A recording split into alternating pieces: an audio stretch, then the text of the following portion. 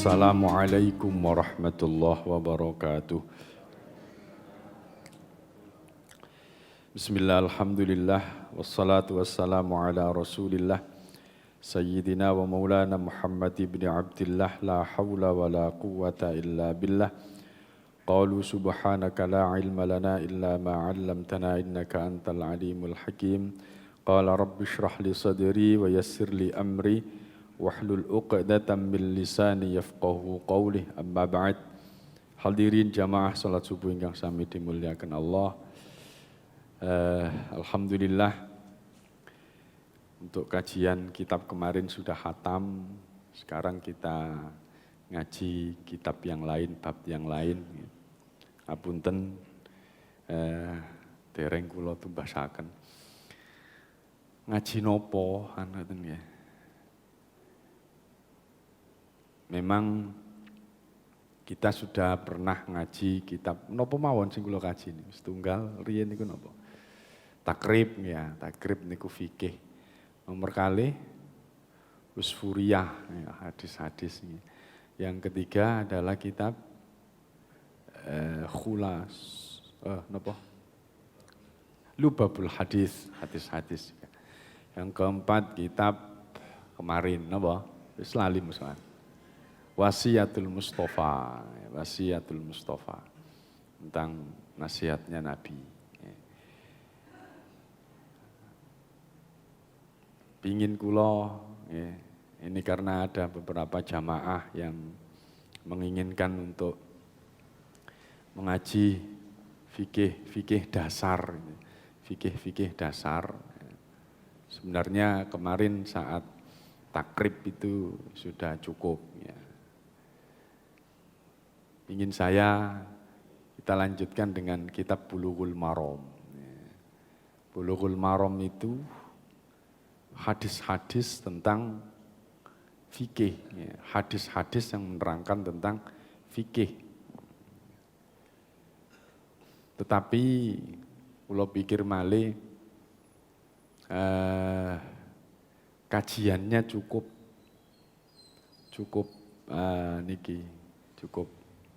detail, cukup niki analisanya cukup berat. Ya.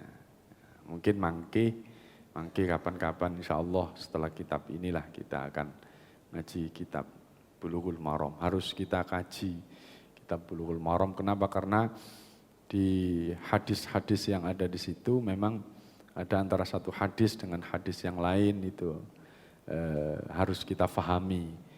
Untuk apa? Agar kita tidak menyalahkan orang yang melakukan ibadah model begini. Karena memang Rasulullah pernah melakukan itu. Itu nanti akan hasil dari ngaji kitab Bulughul Maram nanti akan ada tidak taklid buta, tidak taklid buta, artinya ngikuti saja, tapi tahu dalilnya dan juga tahu tentang perbedaan-perbedaan yang ada dalam pelaksanaan ibadah di masyarakat kita. Tapi sebelum itu mungkin kesempatan ini saya pingin ngaji sing ringan-ringan malih dalam rangka belajar membaca kitab lagi. Insyaallah niki kula tasik dereng enten kesempatan teng Ampel, mangke kula tumbasaken arti pegon mawon ya. Arti pegon mawon kitab fikih kecil-kecilan Mabadiul Fikih ya. Insyaallah ibu-ibu pun khatam sedaya. Di RT 5, RT 4 itu khatam, tapi bapak-bapak belum. Ya. Tapi tidak apa-apa, kita ngaji ulang agar kita memahami lagi, agar kita ingat kembali. Karena fikih itu Bapak Ibu, itu seperti halnya kebutuhan pokok kita. Kebutuhan pokok kita. Kenapa? Karena kalau kebutuhan pokok itu tidak kita penuhi, maka yang terjadi adalah sakit, bahkan yang paling ekstrim adalah kematian. Sama dengan fikih dalam ibadah kita. Kalau fikih tidak kita pelajari, maka ibadah-ibadah kita ini tidak akan teratur. Bisa jadi sah dan rukunnya kita tidak tahu menjadi kurang benar, ya. Menjadi kurang benar, sehingga memang harus kita kaji. Ya. Kenapa pilihan saya pada kitab Mabadiul Fiqih? Satu alasannya, kitab Mabadiul Fiqih itu sederhana sekali. Bahasannya sederhana sekali, tetapi sangat sistematis. Gampang dipahami dan tipis. Ya, tipis, yang paling penting itu tipis. Karena ngaji subuh. Nek kandel-kandel nemen digawe, ditinggal turu kok ya. Rada berat-berat sedikit itu saya berpikir, kenapa kok tidak Bulughul Maram? Kuatirku ditinggal turu. Soalnya rada kandel, kita kandel. Tapi harus kita kaji kapan-kapan. Setelah inilah. Dan yang berikutnya, ya memang harusnya punya kitab. Mangke kula tubasaken gampil. Tapi dereng enten kesempatan. Pegon, ben belajar mali pegon. Dan tipis sehingga akan cepat dan muatannya adalah muatan yang kita butuhkan. Berikutnya alasan yang kedua, kitab Mabadiul Fiqih ini dikaji di pondok-pondok di awal-awal anak-anak masuk pesantren. Itu ngaji kitab Mabadiul Fiqih ini. Karena memang dasar sekali Mabadiul Fiqih. Yang ketiga adalah kitab ini ala madhab al-Imam Syafi'i, sami dengan kita. Yaitu kajiannya bermadhab Imam Syafi'i. Imam Syafi'i. Terus yang keempat adalah kitab ini karangannya ulama Mekah. Ya. Ulama Mekah yang belajarnya kepada ulama Jawa. Ya. Ulama Mekah yang belajarnya kepada ulama Jawa. Terkadang kita silau dengan embel-embel ini ulama Mekah. Ternyata kita tahu bahwa tidak hanya sumber keilmuan agama itu berasal dari ulama Mekah saja. Sebab pada akhir-akhir Mekah atau Arab Saudi diperintah oleh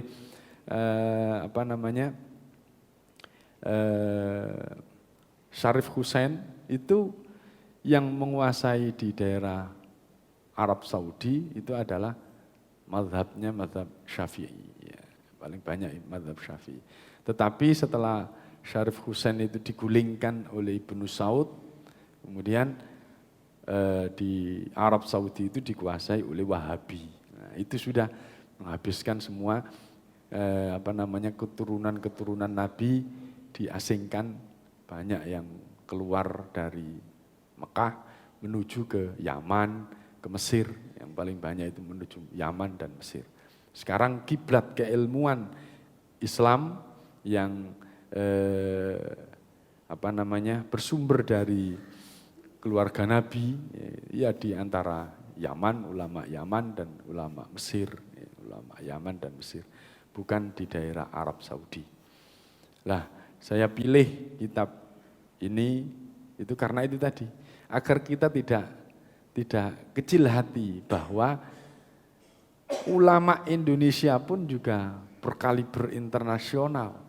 Kita pernah dengar ada ulama Syekh Nawawi Al-Bantani, ya. Kemudian ada ulama Syekh Mahfud At-Turmusi, ya.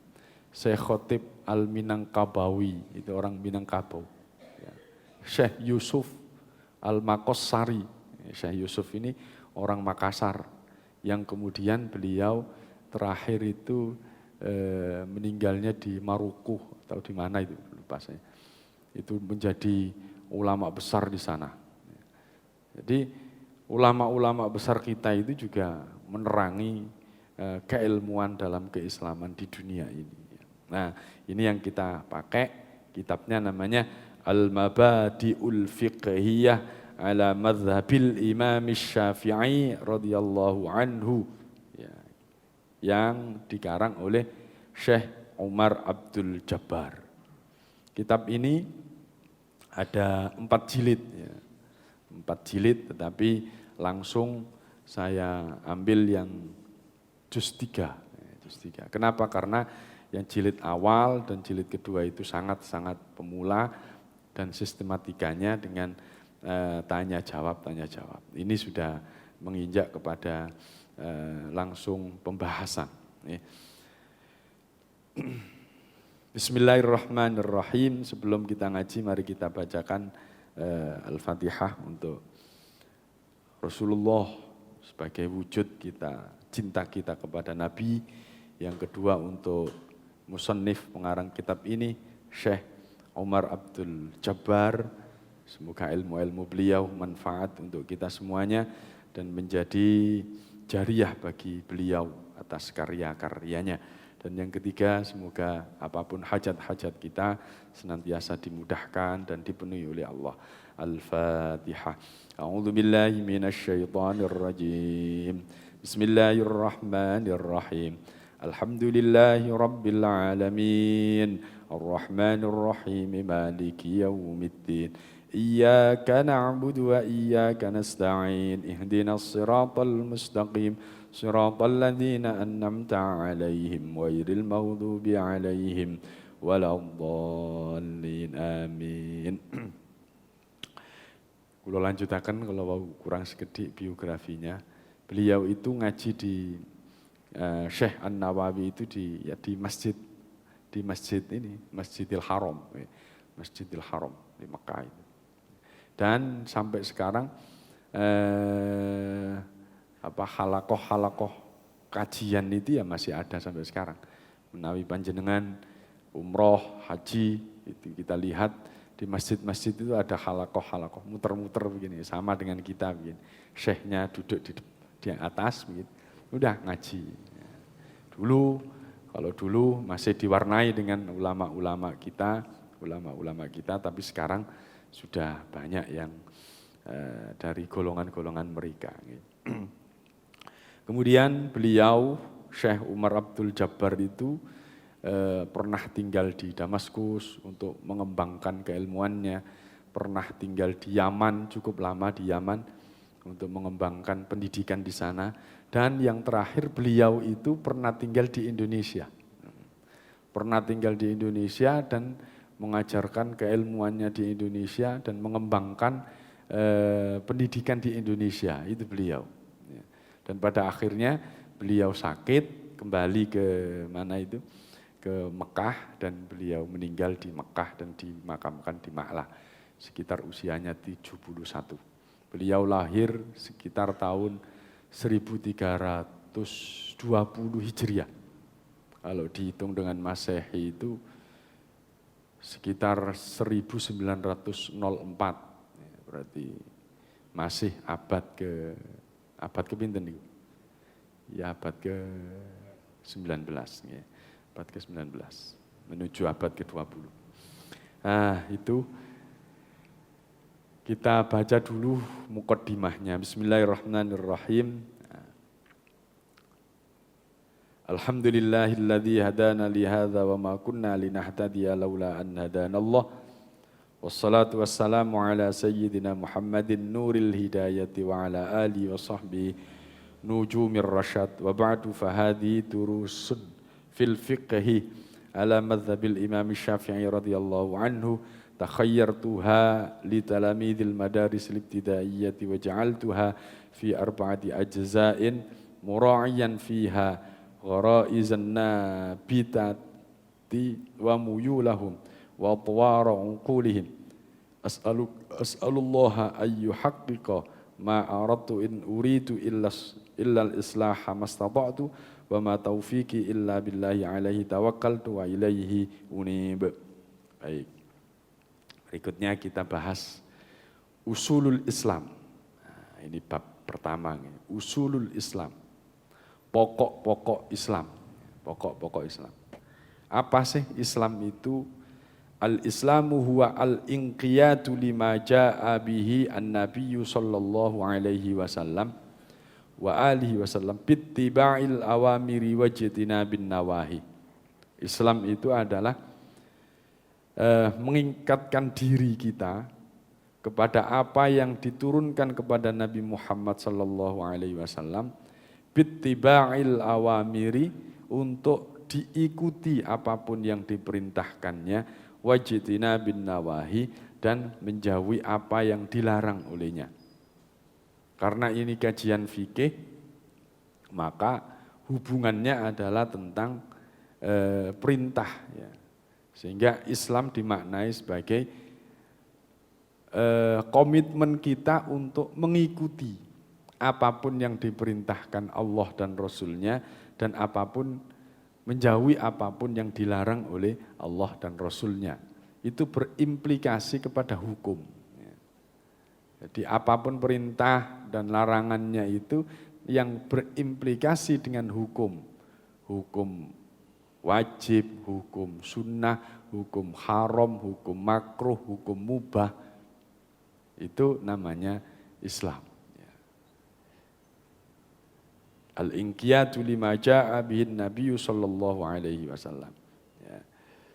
Mengikatkan diri kepada apa yang diturunkan kepada Nabi. Apa yang diturunkan kepada Nabi niku? Napa?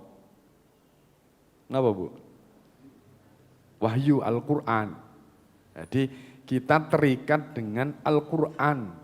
Dan apa lagi yang dibawa Nabi? Hadis. Kita terikat kepada Al-Qur'an dan hadis. Ya, itu. Usulul Islam berikutnya, usulul Islam, pokok-pokok Islam atau sumber-sumber hukum Islam itu arba'atun, ada 4. Al-Quran wal hadis wal ijma' wal qiyas. Dasar hukum Islam itu, ini halal, ini haram, ini mubah, ini makruh, itu harus bersumber kepada 4 hal ini. Ini menurut golongan Ahlus Sunnah, 4 golongan ini, 4 sumber ini. Ada yang hanya sekedar yang mengambil Al-Quran hadis saja. Al-Quran hadis saja. Lah kita ini namanya membentengi,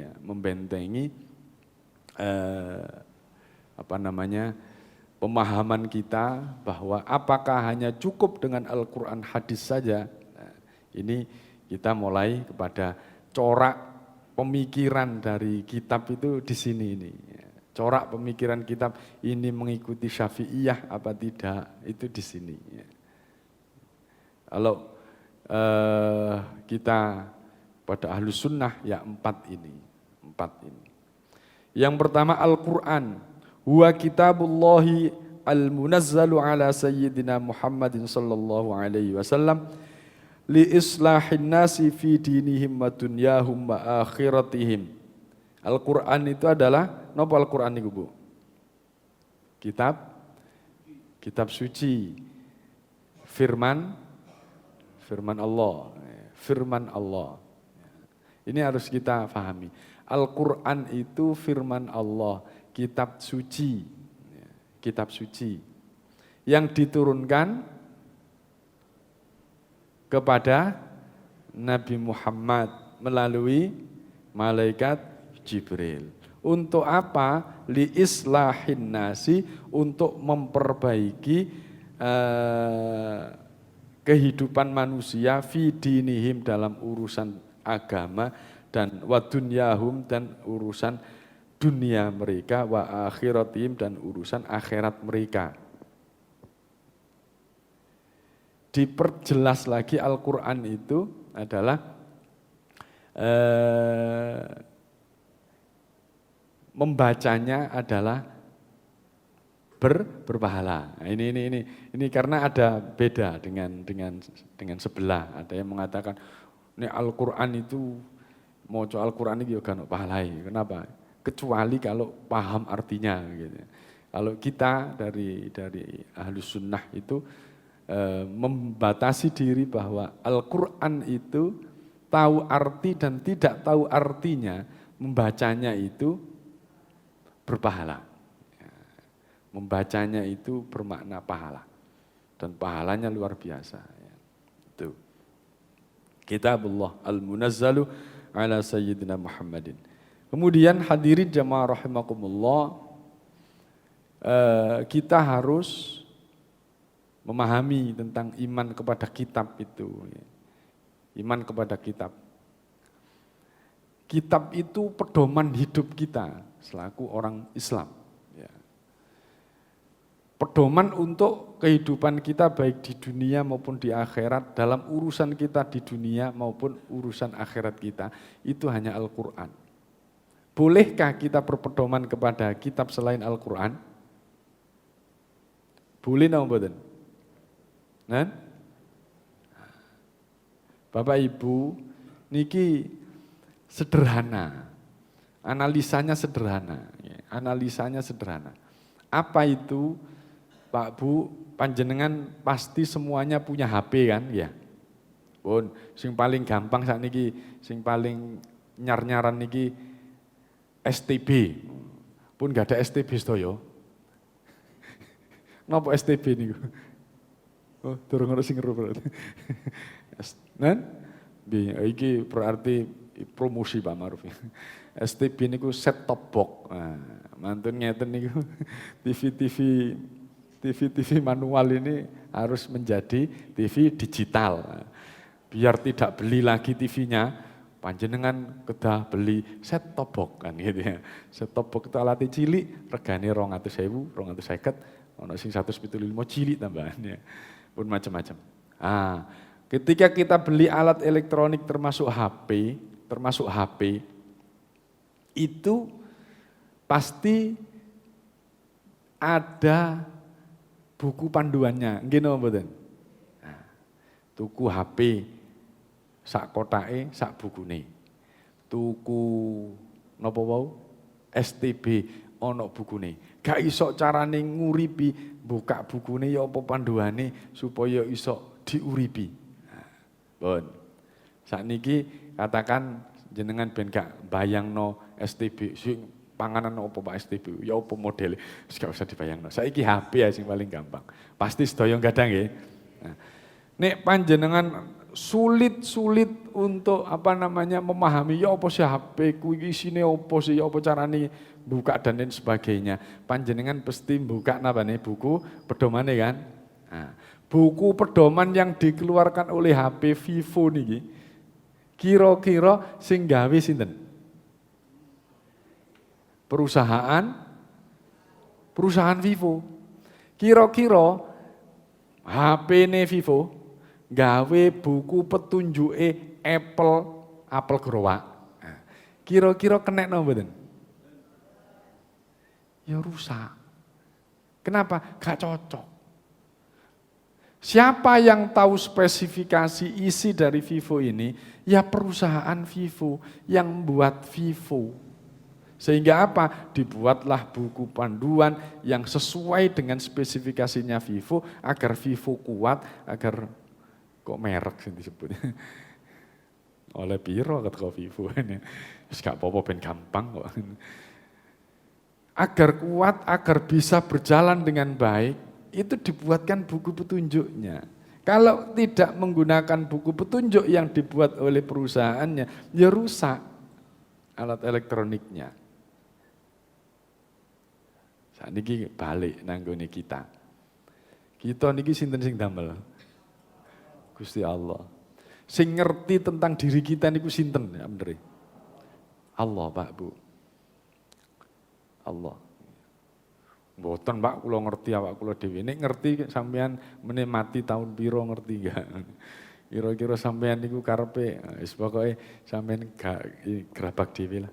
Ya. Kula niki sing damel mboten Gusti Allah Pak. Bapak kula Pak. Oh bapakku sing. Ibuku sing nglairno Pak. Ibu bapak sampean teko ndi? Mundur teko sapa? Ya pasti kepada Allah. Kalau memang yang buat manusia itu bapak ibu sampean, mesti gak ono bapak ibu sing gak duwe anak. Soalnya apa? Iso gawe anak. Nggih mboten? Ternyata masih ada juga orang tua yang tidak punya anak. Berarti memang anak itu dibuat oleh Allah. Pak, uripku ya uripku dhewe, Pak, sing gawe aku dhewe. Nek memang ngomong ngono, pasti gak ono wong mati. Soalnya apa? Wong urip-uripe dhewe lapo kok ada dipateni barang. Ya aja gelem. Sapa wong gelem mati? Kan gak ada sing gelem mati. Tapi ternyata sehat-sehat ya mati. Berarti kita tidak punya kuasa untuk itu. Jadi semua apa yang kita kuasai, apa yang kita punya ini miliknya Allah, datangnya dari Allah dan akan kembali kepada Allah. Karena kita ini miliknya Allah, datangnya dari Allah dan kembali kepada Allah, maka yang tahu segala spesifikasi diri kita itu pastinya siapa? Yang buat kita. Siapa? Allah. Bon. Sepakat ya? Berikutnya, karena yang tahu itu Allah, maka siapa yang bisa memberi buku petunjuk untuk kita? Sinten? Ya pasti Allah. Kalau kita pakai buku petunjuk yang lain, ya rusak koyok hal. Seperti halnya Vivo pakai buku ini Apple tadi itu. Sehingga apa? Kalau kita ingin awet, HP ini awet, baterai ini awet, gak konslet, ya nggawe buku petunjuk sing bener. Kalau ingin hidup kita ini bener, awet dan gak konslet, ya nggawe buku petunjuk kita. Buku petunjuk kita napa? Al-Qur'an.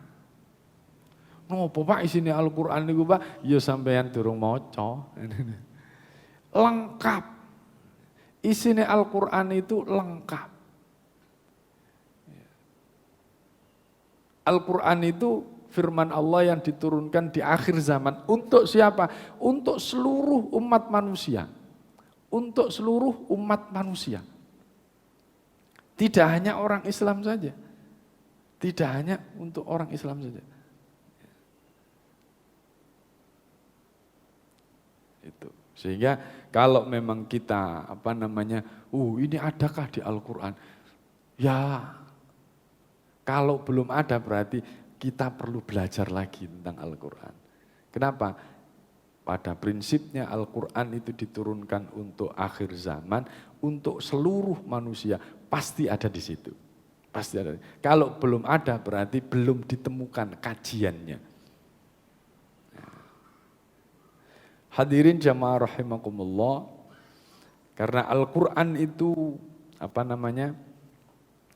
pembahasannya begitu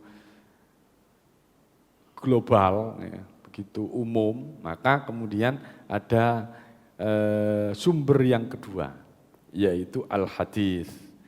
Al-hadis huwa aqwalun Nabi sallallahu alaihi wasallam wa a'maluhu allati bayyanat ahkamal islami wa arsyadatin nasa ilaiha. Hadis itu adalah aqwalun Nabi, perkataan-perkataan Nabi, wa a'maluhu, dan apapun yang dilakukan oleh Nabi, allati bayyanat ahkamal islami, yang menjelaskan tentang hukum-hukum Islam, wa arsyadatin nasa ilaiha, dan untuk memberikan petunjuk kepada manusia. Ketika Al-Qur'an itu tidak ada secara rinciannya, maka hadis itu atau sunnah itu, hadis itu akan menjadi perinci dari Al-Qur'an. Bon. Teng Al-Qur'an enten salat, perintah salat. Aqimus shalah wa atiuz zakah, perintah salat. Apakah di Al-Qur'an enten kejelasane zuhur petang rakaat, asar petang rakaat, subuh 2 rakaat, enten apa mboten? Mboten enten. Ketika ndak ada, bagaimana Rasulullah menerangkan tentang perintah salat itu? Diterangkan oleh Rasulullah, dilengkapi oleh Rasulullah. Ini fungsi yang pertama daripada hadis, yaitu untuk melengkapi, menjabarkan dari Al-Qur'an. Untuk menjabarkan dari Al-Qur'an. Sumber hukum yang ketiga, al-ijma'u. Huwa al-ittifaqu mujtahidil ummah ba'da nabiyyiha Muhammadin sallallahu alaihi wasallam fi asrin minal a'sari ala ayyi amrin kana. Yang ketiga adalah ijma'. Ijma' itu adalah kesepakatan para mujtahid, Pak. Para mujtahid. Para mujtahid untuk berijtihad. Mujtahid umat pada saat itu, mujtahidil ummah. Mujtahidnya para sahabat. Kesepakatannya para sahabat. kesepakatannya para ulama-ulama pada zaman awal. Ya. Dan Bapak Ibu hadirin jamaah rahimakumullah, dalam proses pemikiran-pemikiran di dalam Islam itu sudah sangat-sangat panjang. Sudah sangat-sangat panjang, dan dalam keilmuan Islam hadirin, tidak semua orang dibolehkan untuk berijtihad. Dibolehkan untuk berijtihad. Kalau di golongan kita ada spesifikasi agar orang itu bisa berijtihad, tidak ngawur. Kenapa? Karena agama ini bukan agama kita. Karena bukan agama kita. Maksud bukan agama kita ini bukan bukan karpe pikiran kita, tetapi apa? Harus kita dudukkan permasalahan agama itu kepada sumber awalnya, yaitu kepada siapa? Al-Quran dan hadis, dan kepada orang-orang pada zaman itu yang tahu benar apa maksud daripada Islam itu. Sekarang enggak, ini menurut saya begini, menurut saya itu sopo sampean, menurut saya itu sopo sampean. Gitu ya. Jadi sehingga hadirin jamaah rahimakumullah, dalam kajian-kajian di mana ini, di pesantren Bapak Ibu, di pesantren, ataupun kajian-kajian dari golongan kita, dari ulama-ulama Ahlus Sunnah wal Jamaah, itu kajiannya bersumber dari mana? Kajian literasi. Kalau sekarang ini hadirin jamaah rahimakumullah, kajian itu yang memang harus jujur. Ya. Kalau memang menukil dari sebuah buku harus ditulis Pak ya, sumbernya kan begitu. Berdasar dari literasi. Berdasar dari literasi. Dan literasi ini bacaan. Bersumber dari bahan bacaan. Yang dari kita, kalau kita mengambil sebuah hukum ya, itu sumbernya itu tasalsul, ada ininya, ada ada kesinambungan. Ini menurut ulama ini bersumber dari mana? Dari gurunya ini, dari gurunya ini, dari gurunya ini, sampai kepada Rasulullah. Itu otentisitas dari keilmuan di pesantren itu begitu. Bersanad ya. Hukum yang dikeluarkan dari ulama-ulama kita ini bersanad, sanad ini ada sandarannya. Bersandar kepada gurunya, gurunya kepada gurunya, kepada gurunya, kepada gurunya. Ini adalah satu contoh kajian yang sangat ilmiah menurut saya, yang ada di pesantren ini. Ya. Jangan dikira, pesantren ini kehidupannya gak ilmiah, blas. Buktinya apa? Apapun yang dikaji itu ada ininya, ada sumbernya, Dan ini dalam kajian-kajian keilmuan modern sekarang, semua kajian apapun yang disumberkan itu sumbernya harus dicantumkan, dan itu adanya di pesantren. Itu adanya di pesantren. Bukan menurut kita, menurut saya, sopo sampean iso opo. Kadang-kadang menurut saya itu berseberangan dengan keilmuan ulama-ulama yang keilmuannya sudah tidak bisa diragukan. Menyalahi dengan pendapat-pendapat orang yang lalu-lalu, yang orang lalu-lalu itu keulamaannya tidak bisa diragukan lagi. Yang menyalah-nyalahkan, ya gak apal Quran, ya gak apal hadis sakmene akeh, ngono nyalah-nyalahno. Hanya sekedar dari pemahaman pribadi. Loh, agama mau dibawa kemana? Sehingga hadirin jamaah rahimakumullah, kami ya, dalam kajian-kajian kita di pesantren ataupun kita yang ada di NU, ya di NU itu begitu. Untuk apa? Agar kita ini betul-betul keilmuan kita ini bersanad kesanad yang kembali kepada Rasulullah. Ya, itu. Karena kajian-kajian sekarang itu begitu Pak. Ya, apalagi yang di YouTube panjenengan harus hati-hati, Ya. harus hati-hati. Loh apa enggak boleh Pak kita berpendapat? Boleh, ya, boleh. Tetapi apa? Dasarnya apa panjenengan berpendapat? Sudah sejauh mana bacaan-bacaan sampean? Apakah ini dulu tidak pernah dibahas orang sehingga sampean buat ini sendiri, pemikiran sendiri yang keilmuannya dia itu mungkin bisa jadi lebih di atas kita, sementara kita sumber-sumber bacaan kita masih kurang dari itu. Kadang-kadang kita tidak mau tahu yang lalu-lalu, seakan-akan mengesampingkan pemikiran orang-orang yang lalu. Ya, itu yang kita tidak ingin dari orang-orang NU itu begitu. Sehingga kita mengakomodir ijma. Kalau di dalam Al-Quran belum dirinci di hadis. Ketika dirinci di hadis itu masih ada kadang-kadang tidak ada ataupun apapun, maka adanya ijma. Bagaimana menurut hukum ini, menurut sahabat-sahabat dulu. Yang keempat adalah al-qiyasu, huwa tatbiqu amrin lam yujad lahu dalilun ala nadhirihi lishtirakihi ma fi illatil hukmi. Yang ketiga adalah qiyas, yaitu menyamakan hukum yang tidak ada hukumnya, tetapi dikiaskan dengan sesuatu yang sudah ada hukumnya. Ya. Contoh yang tidak ada hukumnya.